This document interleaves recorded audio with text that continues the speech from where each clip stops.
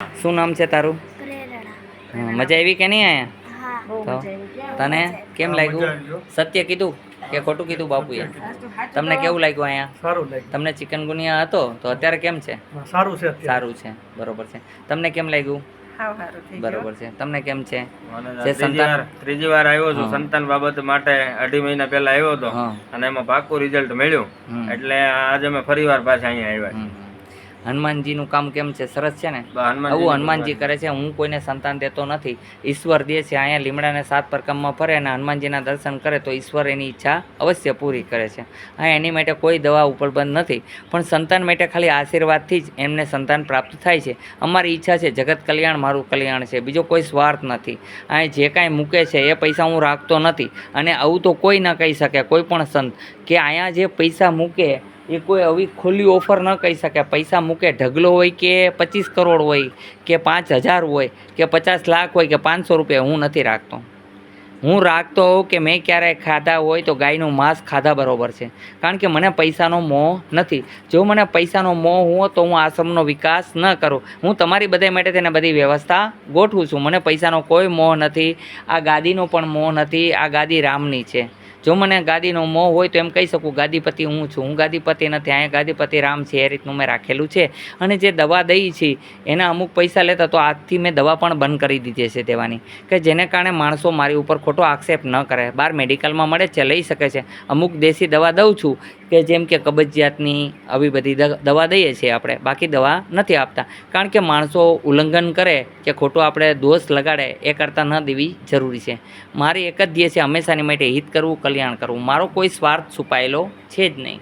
એ જો હું પૈસા બનાવવા માગતો, કદાચ દુનિયાને એમ થાય કે પૈસા બનાવવા માંગે છે બાપુ, તો પૈસા બનાવવા માટે આવું કંઈ કરવાની મારે જરૂર નથી. હું પ્રાઇવેટ એક હોસ્પિટલ ખોલું, સારા ડૉક્ટરને સાઈડમાં રાખી અને હોસ્પિટલ ખોલું, હું રોગના ઉપચાર કરી શકું એમ છું. અને કહું ને આટલી મિનિટમાં રિઝલ્ટ આપું. જેમ ચિકનગુનિયા તમારો 5 થી 3 મિનિટમાં મટાડી દીધો, તો મને પૈસા મળે કે ન મળે? માગું એટલે આપે ને. સાયન્ટિકા 5 મિનિટમાં મટાડવાની આપણે કરી દઈએ છીએ, તો મને પૈસા દે કે ન દે? પણ આપણે તોય પૈસા લેતા નથી. જે મૂકે તો 50 રૂપિયા માણસ મૂકે છે, કદાચ કોઈને થાળમાં વધારે દેખાય 50 રૂપિયા, કોઈ 100 રૂપિયા, 500 રૂપિયા મૂકે. તો આ છોકરો પોતે જ જાય છે ખોળ લેવા. એને પૂછી લેજો કે આપણે ખોળ લઈએ રોકડેથી લઈ છે? હા, 1 કાતરા 2 ગુણ ખોળની હોય છે, તો 28 રૂપિયાની 2800 રૂપિયાની 2 ગુણ હોય છે, તો એટલા તો થતાય ન હોય. તો એ આપણે ખોળમાં વાપરી નાખે છે. બીજા નંબરની અંદર કે કાંઈ પૈસા થોડા ઘણા દવાની અંદર મળ્યા હોય અને એવું હોય તો એની માટે થઈને જો ચાની વસ્તુ લઈ લીધી છે, બીજા નંબરની અંદર ઓલો પાણી માટે થઈને લીધેલું છે. એવું જગત કલ્યાણ માટે જ હું કંઈક ને કંઈક કરતો રહેતો હોઉં છું. મારી કોઈ બચત હું કરતો નથી. મારો એક જ ધ્યેય છે માનવ સેવા, પ્રભુ સેવા. છતાંય તમને કાંઈ એવું લાગતું હોય તો તમે કહી શકો છો. આપને કેવું લાગ્યું? બસ બોલો જય હનુમાન. એક જ ધ્યેય સત્યને માર્ગે વળાવવા, અને હરેક વ્યક્તિમાં હું ઈશ્વર જોઈને હાલું છું કે પ્રભુ કહે છે કે નથી કાશીમાં, નથી હરિદ્વારમાં, ચિત્ત પ્રજ્ઞા રૂપે ચેતન સ્વરૂપ હર કોઈના હૃદયમાં જ છું. માણસ સારા કર્મ કરે તો ભગવાન છે, ખરાબ કર્મ કરે તો દૈત્ય છે.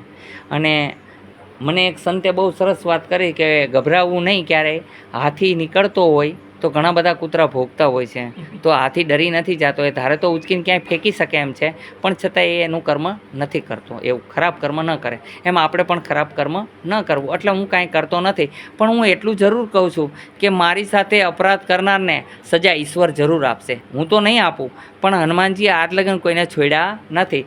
બધાને કીધેલું છે કે બધાને ઠેબે ચડજો, હનુમાનના ઠેબે ન ચડવું. અને જે કોઈ હનુમાનના ઠેબે ચડ્યા એનો વારો ચડી જાય છે. આ 100% છે. આજ નહીં, કાલ નહીં, 15 દિવસ પછી ઠેબે ચડશે.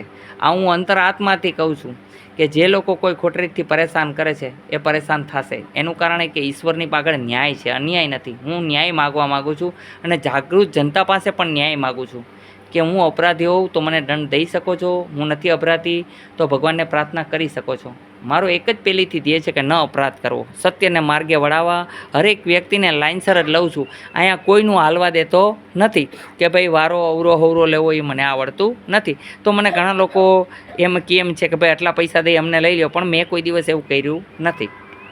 તમે ગમે ત્યારે વિડીયા જોજો, ગમે લોકોને પૂછો કે ભાઈ ગમે એટલી ઓળખાણ હોય તો બાપુ લેતા નથી. સંતોના ઘણા બધા ફોન આવતા તો સંતોને પૂછી લેજો તોય કહેશે કે સાચી વાત છે, એ ન્યાયથી ચાલે છે. કારણ કે મને એવું નથી કે આ સંત મને બહુ મોટું માન આપશે એ માટે થઈને મારે એના માણસને લઈ લેવો જોઈએ, એવું મને કાંઈ નથી. કારણ કે હું સૌમાં હરખા ભગવાન સમજું છું, એટલે હું તો ન્યાયથી હાલું છું. પછી અન્યાય દેખાય તો ઈશ્વર જાણે. બોલો જય હનુમાન.